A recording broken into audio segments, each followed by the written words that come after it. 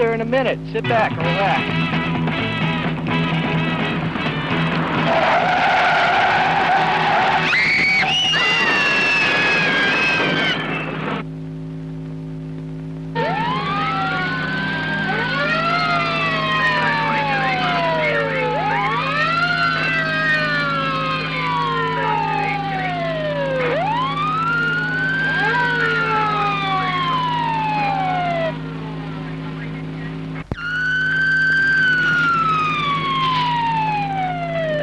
The first thing we do when we get to the scene of an accident is to stabilize the victims. We've got to stop any bad bleeding and make sure there's nothing obstructing their breathing.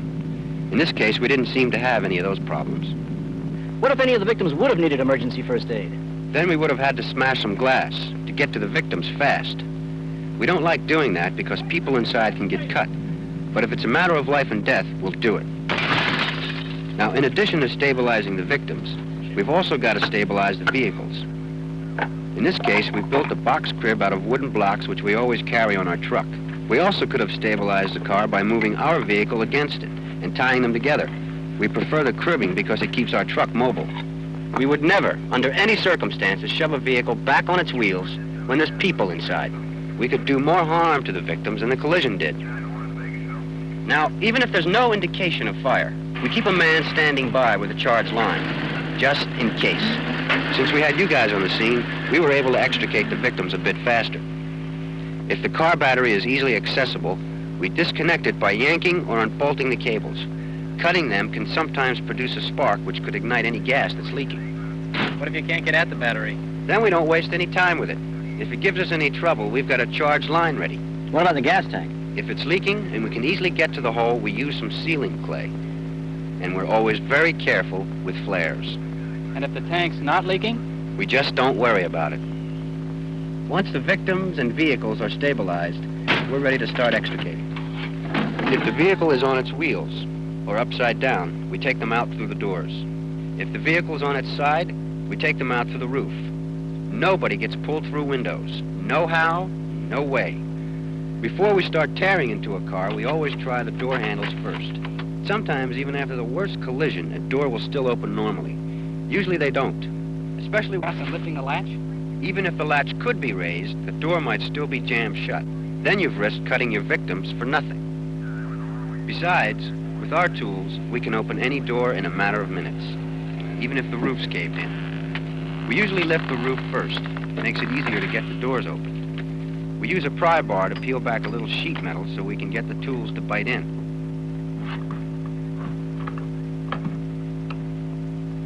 Then we pop the door open, using either the power jaws or the porta power wedge spreader combination. I like the way those were color-coded. Yeah, it really speeds the operation. The man positioning the tools doesn't have to think about the names of the tools. He just works by the color. One of the pumpers keeps his butt pressed against the door, so when the door pops loose, it doesn't jump out and smack one of us. Once we get the door open, we can widen the entry with either the power jaws or the come-along tool. As soon as it's convenient, we switch off the ignition, just an added measure of fire protection for the victims. These are scared, hurt people. They need all the help and comfort we can give them. I don't give a damn who caused the accident. Drunk or sober, stoned or straight, there's still people in trouble. Even the little things are important, like patting those kids' heads to reduce the vibrations on them when we cut the roof. We also try to protect the people outside the vehicles, the ones who are watching the extrication. They could be relatives of the victims. If there's a lot of blood and gore, or if any of the victims are dead, we cover them before we take them out. And we handle the body with the same care we use on a live person. Try to imagine how a child would feel seeing his dead mother pulled from a car like a side of beef. So we take a little more time and maybe prevent some major traumas.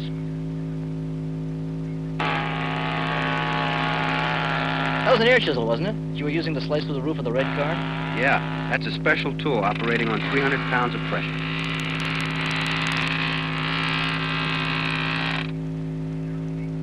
We also could have done the job with the jaws.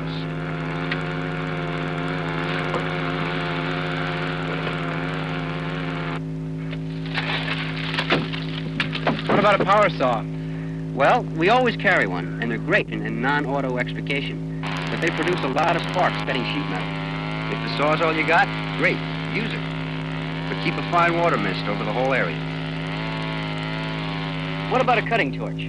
Well, we carry those too, but they're too great a fire hazard for the average auto extrication. They're fine if you got a lot of heavy metal to cut, like a semi or a railroad car, but you don't need a torch to get into an automobile. Hell, in a pinch, you could probably use a can opener. I noticed you only cut 3 sides of the roof. I like the way you only move the people on backboards. Always.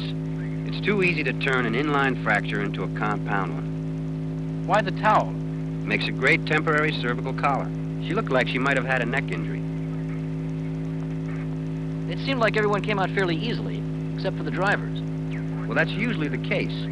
They get pinned between the wheel and the seat. Their feet are often caught under one of the pedals. We know we're going to have to shatter glass to get them out. So we cover them with aluminized blankets, which also offer a fair amount of fire protection. Both drivers were trapped by the steering wheels. Since we had to pull both wheels, we had to break out both windshields. One was set in rubber, and we did what we're rarely able to do. After pulling off the wipers and slicing the rubber with a knife, we could just lift out the glass. The other windshield was set in mastic, which is more typical. We couldn't cut it loose, so we had to crack it with the bailing hook. Wouldn't the air gun have been faster? Sure, but it's not worth the hazard. That chisel throws slivers of glass all over the place. The bailing hook's slower, but not all that much.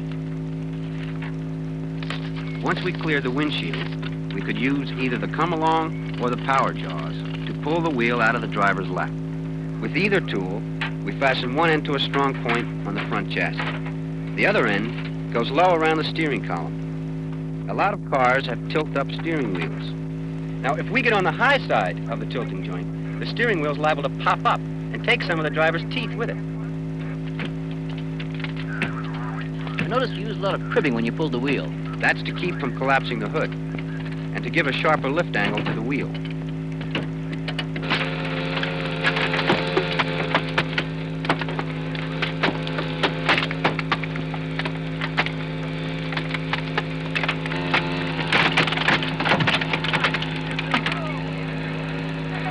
Now, both drivers also had their feet caught under the pedals. In one car, we were able to lift the pedal with a porta power. With the other, we used the power jaws. We also could have used the come-along. Next, we had to force back the driver's seats. We used the come-along tool in one of the cars. First, we attached one end to a strong point on the rear of the chassis. We had to bring the other end in through the rear window. That was a neat technique for shattering the glass. One sharp blow in the corner does the trick.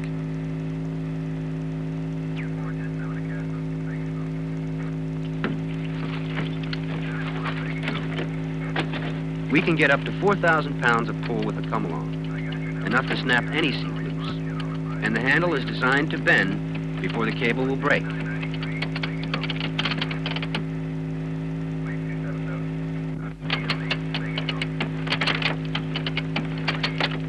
Work that neck good. Not the neck?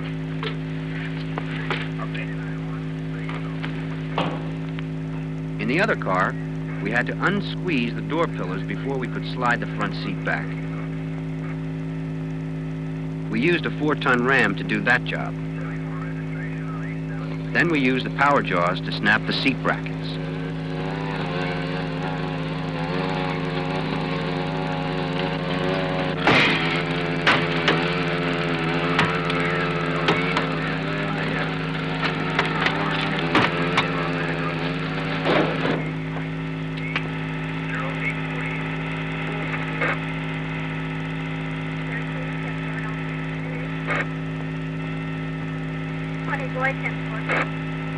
Man, what an incredible toolkit. Sure, we use all of them, but we don't really need them all. We could probably get by with less than half of them. There's a lot more to extrication than tools. It's mainly common sense and just caring about people. I don't have to tell you guys about amateurs and thrill seekers pulling people out of cars and actioning them in the process.